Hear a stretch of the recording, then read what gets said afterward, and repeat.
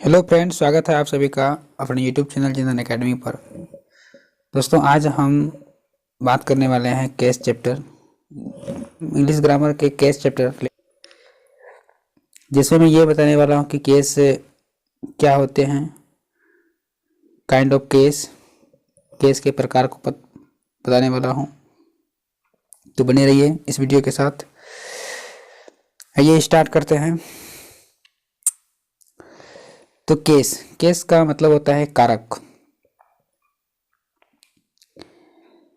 Case का definition है the relation which a noun stand to other words in a sentence is called a case.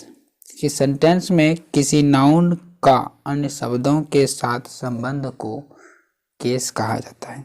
ठीक है।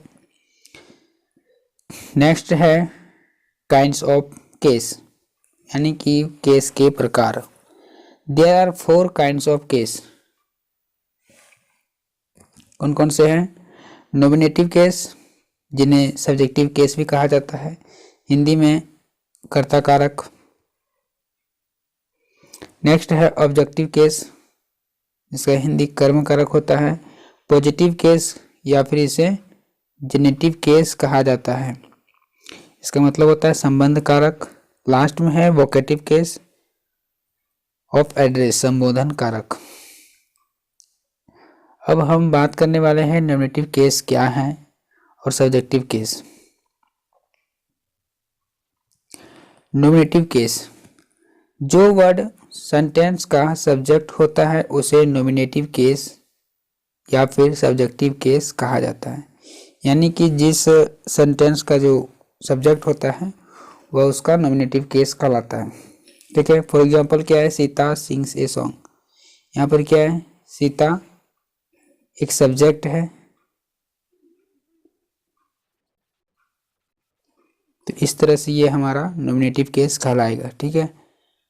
अब बात करते हैं हम लोग कि सब्जेक्ट को पता कैसे करें कि ये सब्जेक्ट कौन सा है। How to pick out the subject.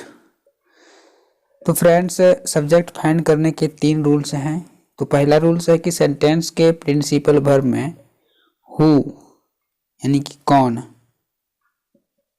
से प्रश्न करने से जो आंसर मिलता है वह उसका सब्जेक्ट होता है। जैसे मैंने एग्जांपल लिया, रानी सिंग्स ए सॉन्ग। तो हम क्वेश्चन बनाते हैं इसका हु लगाकर, principal who sings a song, तो इसका आंसर क्या आएगा? रानी। तो इस तरह से इस सेंटेंस का सब्जेक्ट क्या होगा? रानी होगा। सेकेंड रूल क्या है?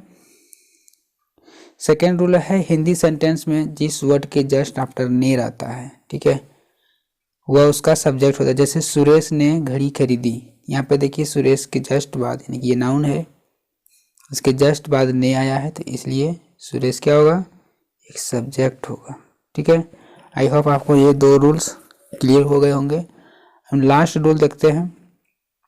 लास्ट रूल क्या है कि सेंटेंस के हेल्पिंग वर्ब यानी इज एम आर में वाट लगाकर क्वेश्चन बनाने से जो आंसर मिलता है वह उसका सब्जेक्ट होता है।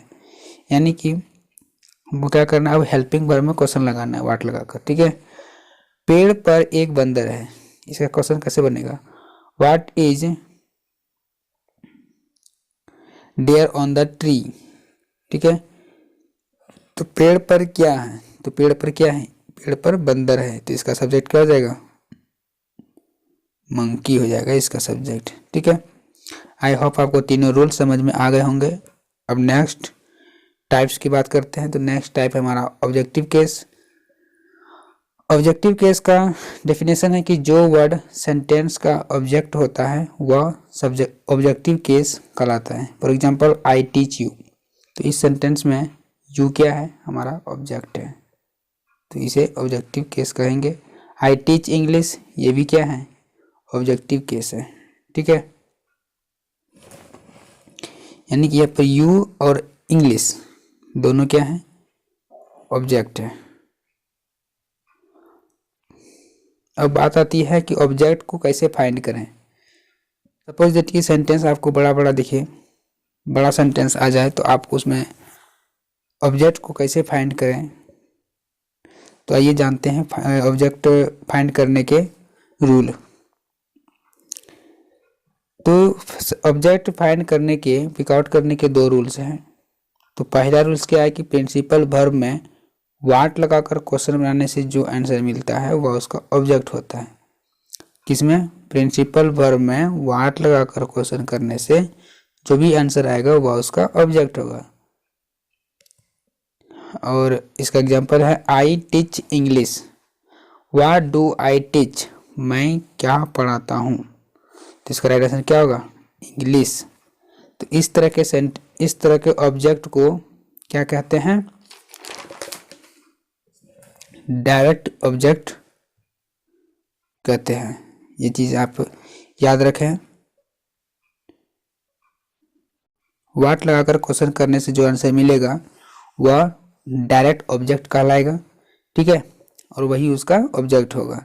नेक्स्ट रूल क्या है कि सेंटेंस के प्रिंसिपल वर्ब में होम लगाकर क्वेश्चन बनाने से जो आंसर मिलता है वह उसका ऑब्जेक्ट होता है, यानी कि होम लगाना है इस बार। आई टीच यू, मैं तुम लोगों को पढ़ाता हूँ। होम डू आई टीच, मैं किसको पढ़ाता हूँ। तो राइट आंसर क्या होगा? तुमको पढ़ाता हूँ, यानी कि यू होगा। यू क्या है? एक इनडायरेक्ट ऑब्जेक्ट की तरह है, ठीक है, इन्हें हम इनडायरेक्ट ऑब्जेक्ट कहेंगे, ठीक है। आई होप आपको डायरेक्ट ऑब्जेक्ट और इनडायरेक्ट ऑब्जेक्ट समझ में आ गए होंगे। अब नेक्स्ट बात करते हैं काइंड्स ऑफ ऑब्जेक्ट की। नॉन लिविंग ऑब्जेक्ट को डायरेक्ट ऑब्जेक्ट कहा जाता है, पहला हो गया। तो एक तो हो गया आपका डायरेक्ट ऑब्जेक्ट, पहला काइंड्स, दूसरा है इनडायरेक्ट, ठीक है, दो ही काइंड्स है इसका। इन्हीं दो में से नॉन लिविंग ऑब्जेक्ट को डायरेक्ट ऑब्जेक्ट कहा जाता है और लिविंग ऑब्जेक्ट को इनडायरेक्ट ऑब्जेक्ट कहा जाता है। फॉर एग्जांपल क्या है कि आई टीच यू इंग्लिश, यहाँ पर यू क्या है? इनडायरेक्ट ऑब्जेक्ट है, और इंग्लिश क्या है? डायरेक्ट ऑब्जेक्ट है, क्योंकि इंग्लिश क्या है? नॉन लिविंग है, ठीक है, इसलिए डायरेक्ट ऑब्जेक्ट कहलाया।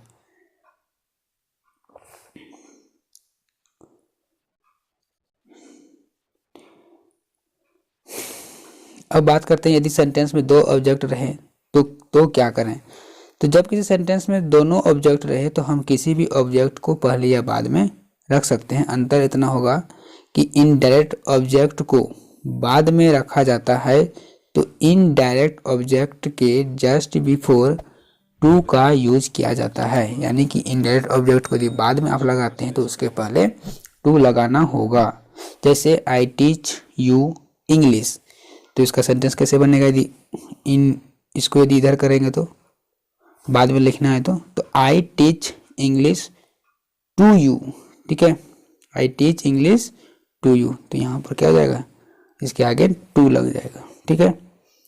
नेक्स्ट वीडियो में बताएंगे, क्योंकि वीडियो बहुत ज़्यादा लंबी हो जाएगी, ठीक है। तो मिलते हैं नेक्स्ट वीडियो में।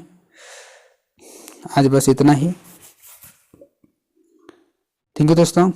वीडियो अच्छा लगा है तो लाइक करें, शेयर करें, और चैनल को अभी तक सब्सक्राइब नहीं किया तो चैनल को सब्सक्राइब कर लें, साथ में बेल आइकन को भी प्रेस कर लें न्यू अपडेट के लिए। थैंक यू दोस्तों, मिलते हैं नेक्स्ट वीडियो में।